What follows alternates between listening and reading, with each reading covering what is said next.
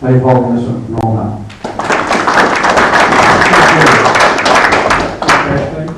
Thanks for inviting me here today, and first of all I just want to congratulate both the ABA and the Cattle Council of Australia for working together on these reform proposals. The Cattle Council invited the ABA to join into their deliberations. We also had members from the AMPG, which I'm privileged to be part of, and I agree wholeheartedly with the comments that were made earlier that in my discussions with government in terms of reforms, the levy systems and the structures, the governments will require a unity of purpose. So it's important that all the groups work together to try and get some common ground that they can actually put to the government to bring about the changes, which obviously now are universally regarded by all sectors of the industry or the cattle industry as necessary to look after the needs of that industry going forward.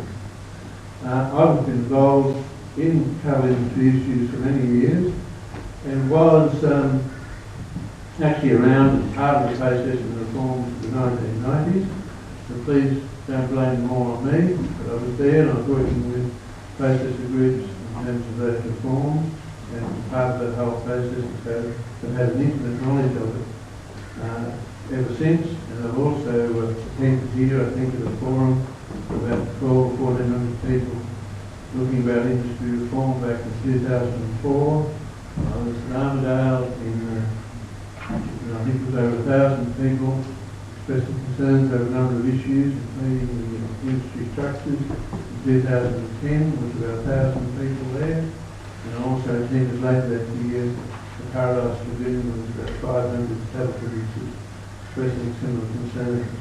So I think it's common ground that something needs to be done, and it's common ground, I suspect, and I was very heartened by the words from the Cattle Council here this morning, the need for unity and for all of us to get together to work out some solutions.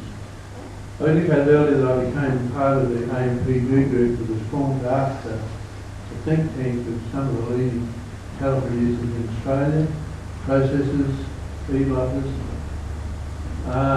to try and look at possible reform structures. And I think that up here there's some of the flaws in the current system that are identified by that group. And some of those, I think, 3 of those were talked about by the Cattle Council in his presentation. One of the big ones is the functional divide under the current system between policy setting, which is basically half the cattle industry, the glass fed cattle industry, CCA's role, and policy delivery, which is the NLA role. And that was one of the key identifications. Common ground about CCAs, and we heard talk about that today, problems with funding, to carry out sufficient funding resources to carry out the charter. Confusion about who's the voice of government on behalf of the grass-fed cattle industry. Again, that was touched upon. And then the perception by many of the grassroots, perhaps overwhelming majority of the grassroots producers, that they don't really, they feel disenfranchised. And one of the members of that AMPG group, that you'll probably all have heard of, Paul Holmes Court from H3 Holdings, has asked me to read from him a transcript that he put through to me on his views about the need for reform and what those reforms should be. H3 Holdings, I think, have over 100,000 head of cattle. They're live exporters. They're involved in all sectors of the cattle industry. Paul sees the need for reform as urgent. He's worried about the current structure he believes is failing. He believes that there's a fundamental problem with lack of accountability, and he sees that relating back to the CCA in its current structure. It's not being accountable to the industry it represents. The MLA is not being properly accountable to the industry it takes money from, and he actually sees many of the actions of both the CCA and MLA have naturally become self-serving.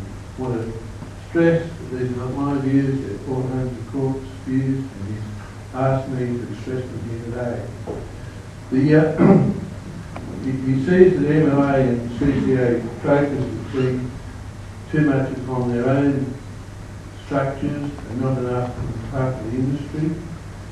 And he's concerned, I guess, heartened by the CCA's efforts to reform itself, that wonders if anybody, any structure can actually reform itself and doesn't need to actually respond to outside pressures to think about the reforms needed. Paul is very strong on the fact that we're looking for a way forward for structures that will fit the needs of the industry in the next decade, and should be starting with a clean sheet of paper, rather than trying to build and amend the structures at the time. And I think the last couple of points that Paul makes in his notes about reform fundamentals are well expressed, and they're certainly views that I do concur with. He says it's fundamental to any sensible structure for industry representation to bring together the authorities to represent the industry with the money to represent the industry in a way that's accountable to the industry. This means, Paul says, the authority which currently sits with the CCA and the money which currently flows to MLA coming together in a single body, the board of which is elected directly by industry participants. And it goes on to say, especially Linda expressed early on, that SFOs have a long-term future representing the interests of their members on state-based issues. But Paul doesn't see that that's the structure that should be put in place to represent the interests of the cattle industry across Australia. So they're Paul's thoughts. One of the things I was asked to talk about was, with some of my role, I guess, in the 1990s reform. I was working with the processing sector. I was representing a lot of the smaller processors. In the 1990s, there were many more smaller processors than there are today. I think I had signatures from about 60 or 70 abattoirs across Australia, and we were working with the processors, John Anderson, in those reforms. The processors wanted to go out by themselves. They didn't want to be part of a producer organisation, and it's almost accidental, I think we heard here earlier in Brad's presentation, that the processors have ended up having such a say in the MLA. It was certainly not the intention of the reform times that took place.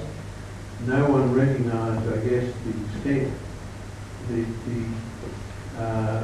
processors would become involved in feedlotting, and hence the levies that they would end up paying to the MLA, and hence the influence that had over the years.